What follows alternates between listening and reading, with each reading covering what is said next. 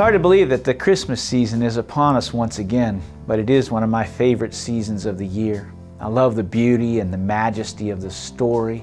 I love Luke's telling of it with the manger and the angels and the shepherds and the virgin giving birth to a son and calling his name Emmanuel, which means God is with us. But you know, John has his own version of that story. John tells of the Word becoming flesh and making His home among us as God's light comes permanently into the darkness of this world.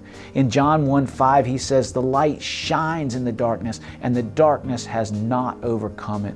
And I can't think of a more important time for us to embrace that message of the light of Jesus Christ pushing out the darkness.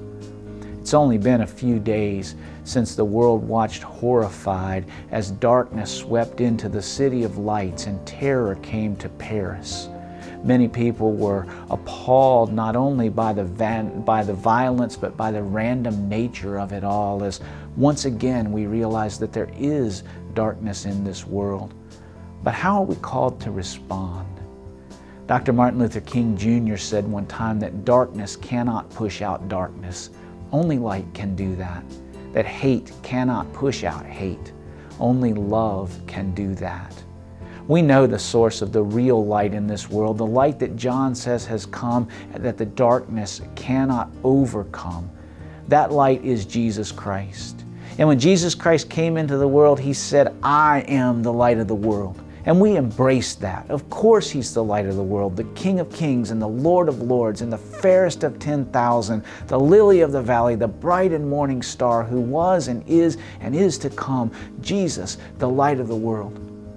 But so amazing, in addition to saying that He was the light of the world, Jesus looked at His followers and through them right down through to us today and said, "You are the light of the world." I love that Jesus didn't say that you might be the light of the world if you worked hard enough, or if you went to seminary long enough, or if you studied the Bible enough hours a day. He simply said, "You're it."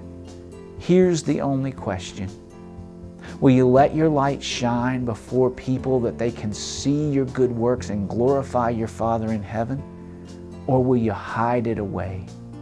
You know, the true message of the season of Christmas is not just that Jesus comes to this world, but that He comes to each one of us, not only bringing His light, but abiding in us and with us in that light, so that His light can shine forth from our lives.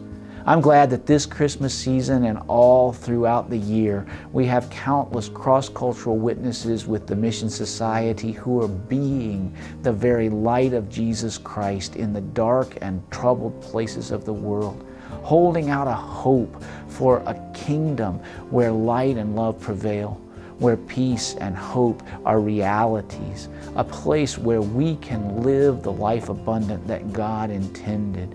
You know, as you come alongside the Mission Society, you help make those ministers of light a possibility in so many places. And I hope you realize as well that during this Christmas season and all throughout the year, you, having been touched by Jesus Christ, are the light of the world as well.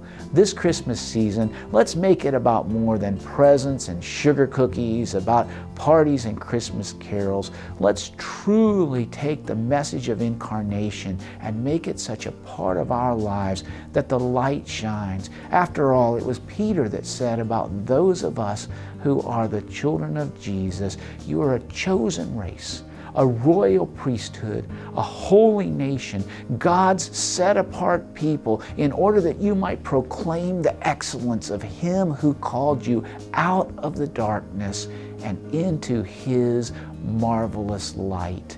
The light has come into the world, and the darkness cannot overcome it. And because of that, I say to you, a very Merry Christmas. May you live in the light.